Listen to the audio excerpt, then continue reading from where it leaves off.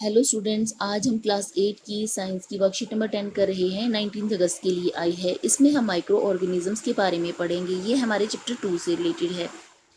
चलिए बच्चों, शुरू करते हैं। You have known by now that micro organisms are very small, which we can see only with the help of microscope. These microorganisms move from one infected person to another healthy person by air, water, breath, or contact. Today we will learn about diseases caused by microorganisms in human and animals. इससे पहले की worksheets में पढ़ चुके हैं कि micro organisms बहुत छोटे होते हैं, इन्हें माइक्रोस्कोप के बिना नहीं देख सकते हैं। ये हमारे लिए यूजफुल भी हो सकते हैं और हार्मफुल भी हो सकते हैं।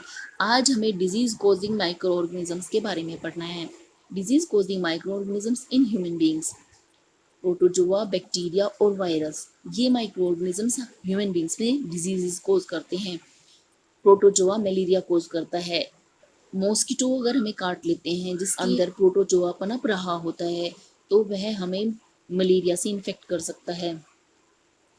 ट्यूबरक्लोसिस यानी टीबी, कोलेरा और टाइफाइड ये बैक्टीरियल डिजीजेज हैं।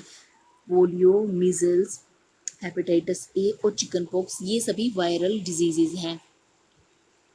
अभी यहाँ इससे बचने के कुछ तरीके दिए गए हैं। Measures to prevent diseases: keep your surroundings clean, do not defecate in open, wash hands before and after eating food, do not allow water to collect around you, get your children vaccinated on time, keep a napkin on the mouth while coughing. हमें अपने घर के आसपास सफाई रखनी चाहिए जिससे कि माइक्रोब्स और मॉस्किटोज पनप ना पाएं। ओपन में कभी भी डिफेकेशन नहीं करना चाहिए। हाथों को खाने से पहले और खाने के बाद धोना चाहिए जिससे कि हमारे हैंड्स पे जो भी माइक्रोब्स हों वो वॉश हो जाएं। घर के आसपास पानी इकट्ठा नहीं होना देना चाहिए, इससे मॉस्किटोज नहीं ब्रीड कर पाएंगे। Get your children vaccinated on time, बच्चों को वैक्सीनेशन करवाते रहना चाहिए जिससे कि उनकी बॉडी में रेजिस्टेंस आ जाए। जब कफिंग की जाए तो माउथ पर नैपकिन रखना चाहिए जिससे कि मुंह से निकलने वाले माइक्रोब्स या जर्म्स दूसरे तक ना पहुंच पाए। Anthrax is a dangerous human and cattle disease caused by a bacterium called Bacillus anthracis, which was first discovered by Robert Koch. Anthrax एक ऐसी डिजीज है जो ह्यूमन में और कैटल्स में हो जाती है। ये एक बैक्टीरिया से होती है। बैक्टीरिया का नाम बैसिलस एंथ्रेसिस है। ये सबसे पहले रॉबर्ट कोच ने डिस्कवर की थी। Check yourself. Question number 1, match the following. यहाँ पर कॉलम ए दिया गया है और कॉलम बी दिया गया है। कॉलम ए से कॉलम बी को मैच करना है। Lactobacillus helps in setting of curd. Bacteria, cholera.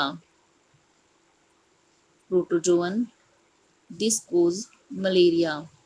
East is helpful in baking of bread.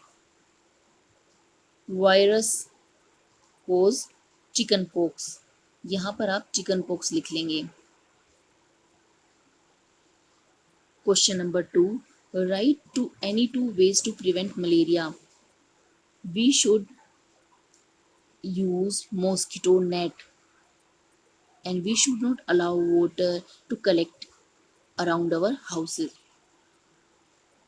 Name any 3 diseases spread by bacteria and virus in human.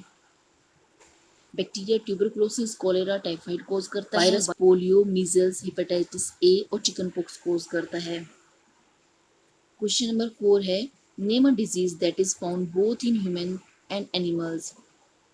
Anthrax is a disease which is found both in human and cattle.